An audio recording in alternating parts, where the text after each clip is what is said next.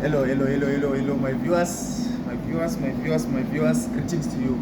I'm happy to be back again in this year. It's been 5 months without releasing a video, so I saw the need for me to come back. So I was going through a lot. I wanted to release the video actually by the beginning of this year, since first days we started with the academic year, and I'm sure you've been looking for a lot of information, and there were a lot of questions that were posed to me.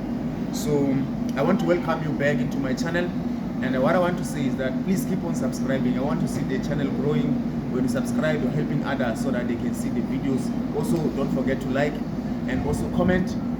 I promise you, there is no comment that I left unattended. All the comments that are there, every question is answered. So 100% clean. And I'm saying please keep on asking questions, and I'm going to answer each and every question. I might not answer like now or same day, but I won't take a long. I can't even take a week to answer all the questions. So please keep on sending the questions. I'm telling you, I will answer all the questions. So today I want to talk about the first entering students and the expectations to that. So I will talk about the CPUT. I want to talk about CPUT because that's where I am. I don't know how other universities are operating, but I want to talk about my experience in my first year. So in my first year, we were not given book allowance or teaching practice allowance until it was around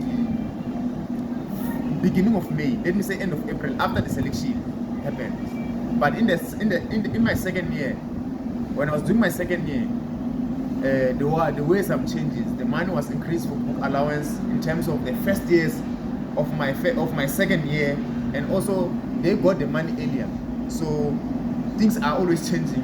Things of this Bursary or Funza Lushaka Bursary, at some points they're unpredictable, but I want to say that those who did not get their book allowance by now, they are waiting for selection. Please be patient.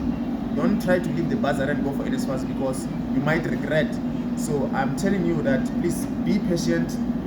What is going to happen after selections they happen around end of April. Then from beginning of May you're going to get your allowances. And the opportunity of this Bursary is that after graduation, employment is guaranteed. So to the first years, please be patient. Number 2, you need to pass. Academic progress is the most important thing in this Bursary, because once you fail, that's when many problems are going to start happening there, and your future is gonna take a downturn. So I encourage everyone, and I urge every first year student to be committed into their majors. Please don't even fail a single module. Try by all means. When it's hard, try to ask your lecturers and your fellow students. Engage yourself in group activities and contribute as much as possible. Study hard and make sure that no module is left behind.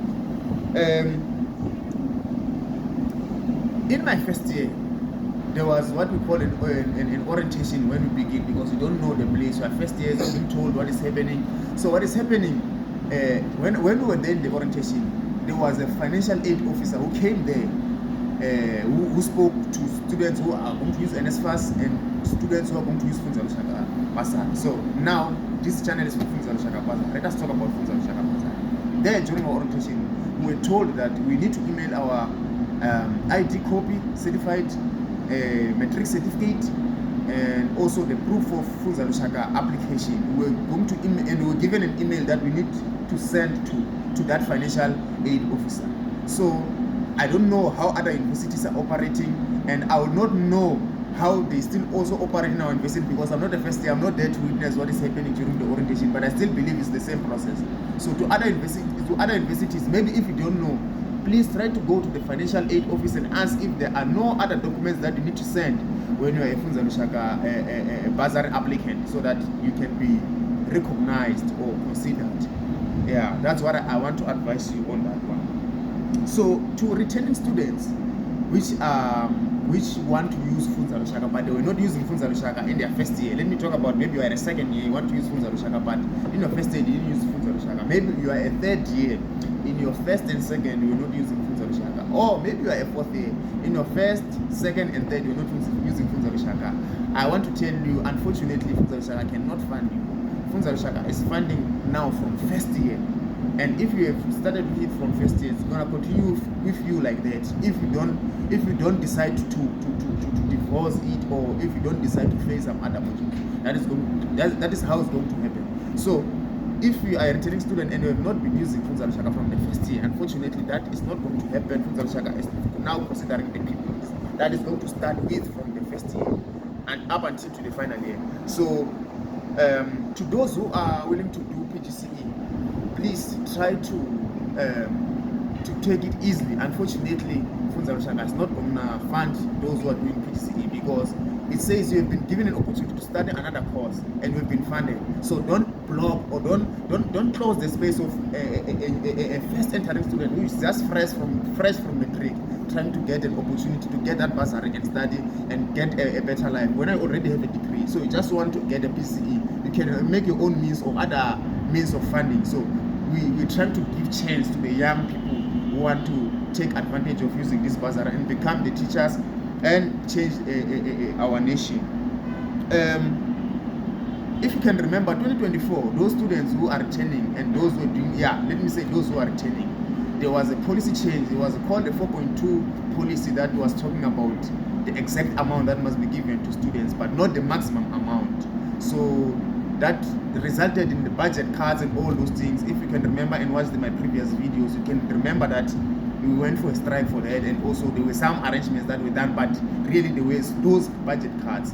And we went to NSFAS, I think last week, it was Thursday, we went to NSFAS to consult about various issues with the president of the EFF Student Command, now called the EFF Youth Command, and we had various engagement with the NSFAS. And one of the questions that I posed, I will send the video. I think the video will be before this one. Just check the video before this one.